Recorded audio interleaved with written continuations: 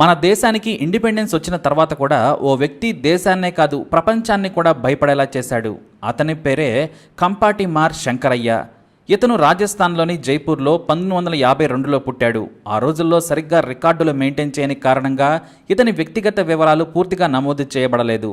ఆ రోజుల్లో మీడియాలో వచ్చిన వివరాల ప్రకారం శంకరయ్య తండ్రి ఒక కూలి. ఇతను చదువుకోలేదు. తండ్రి సంపాదనతోనే జీవితాన్ని ముందుకు నడిపించాడు. అయితే 14 ఏళ్ల వరకు తండ్రి చెప్పినట్లు విన్న శంకరయ్య ఆ తర్వాత దారి తప్పాడు. పని చేయమంటే తండ్రినే కొట్టాడు. దీంతో ఇంట్లో గొడవలు జరగడం కారణంగా బయటకు వెళ్ళిపోయాడు.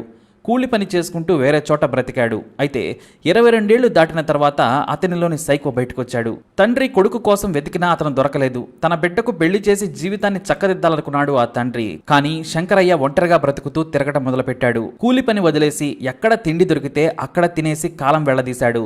రాజస్థాన్లోని చాలా ప్రాంతాలు తిరిగాడు శంకరయ్య.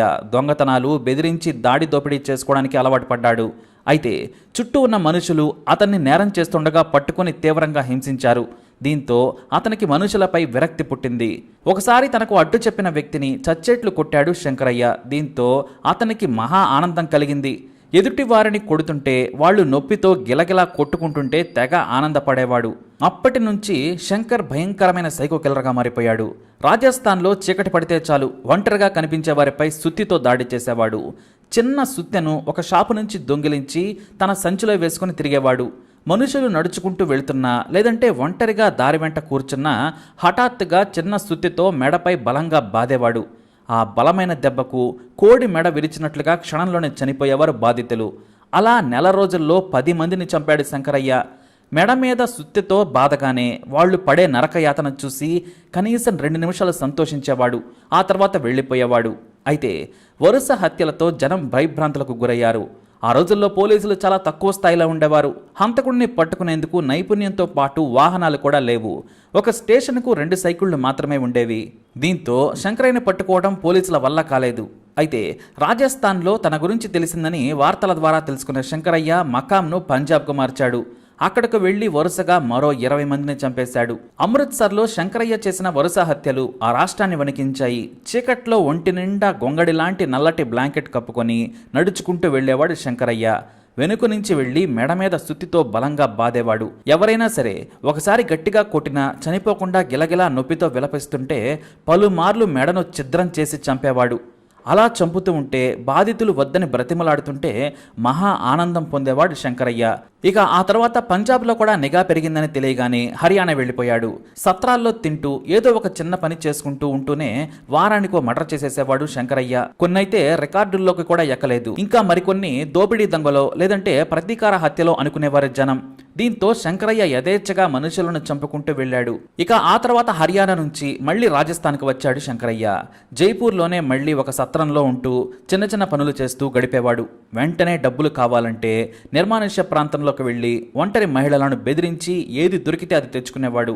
అలా 1973 నుంచి 1974 వరకు దాదాపుగా 70 మందికి పైగా అమాయకులను చంపాడు ఈ కిల్లర్. కానీ ఎన్ని ప్రాంతాల్లో ఎంతమందిని చంపాడు అనేదానికి లెక్కే లేదు.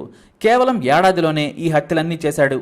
పిచ్చి పట్టిన వాడిలా మదమెక్కిన కోడెలా సాయంత్రం అయితే చాలు చంపి ఆనందపడేందుకు బయటకు వెళ్ళిపోయేవాడు. 1974లో ఓ రోజున సాయంత్రం 6 గంటల ప్రాంతంలో ఒక వ్యక్తి తన ఇంటి ముందు అరుగుపై కూర్చొనున్నాడు. వెనుక నుంచి వచ్చిన శంకరయ్య అతన్ని మెడపై గట్టిగా కొట్టడంతో బాధితుడు గట్టిగా అరిచాడు. ఇంట్లో నుంచి బయటకు వచ్చిన అతని భార్య కేకలు పెట్టింది. చుట్టుపక్కల వారు బయటకు రాగానే పరిగెత్తాడు. కానీ తన గొంగడి జారి కాళ్ల మధ్యలో పడడంతో కింద పడ్డాడు. జనం అతన్ని పట్టుకుని చితక్కొట్టారు. అయితే అతను సుత్తితో కొట్టిన బాధితుడు కూడా ఆసుపత్రికి తీసుకెళ్లక ముందే ప్రాణాలు విడిచాడు. పోలీసులకు శంకరయ్యను అప్పగించారు జనం. అతని దగ్గర ఉన్న చిన్న సుత్తెను పోలీసులు స్వాధీనం చేసుకున్నారు.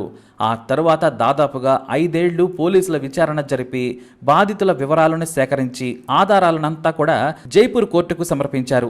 సుదీర్ఘ విచారణ అనంతరం కోర్టు శంకరయ్యకు ఉరిశిక్ష విధించింది. సమాజంలో బ్రతికే అర్హత శంకరయ్యకు లేదని వెంటనే ఉరి తీయాలని కోర్టు ఆదేశించింది. అలాగే అతని మానసిక స్థితి కారణంగా జైల్లో ఇతర ఖైదీల ప్రాణాలకే కాదు అధికారులకు కూడా ముప్పు ఉండే ఛాన్స్ ఉందని కోర్టు హెచ్చరించింది. దీంతో దీంతో మే 19, 1979న జైపూర్ సెంట్రల్ జైల్లో శంకరయ్యను ఉరితీసేందుకు ఉదయం 5 గంటలకు ఏర్పాట్లు చేశారు అధికారులు. ఇక ఆ రోజు అతన్ని 4 గంటలకే నిద్రలేపారు. ఇక ముందు రోజు అతను అడిగిన భోజనాన్ని ఏర్పాటు చేశారు. కొత్త బట్టలు కావాలంటే శంకరయ్య కోసం ప్రత్యేకంగా కొత్త బట్టలు తెచ్చి అతన్ని ధరించమని చెప్పారు. తన జీవితంలో కేవలం 4 సార్లే కొత్త బట్టలు వేసుకున్నాడట శంకరయ్య.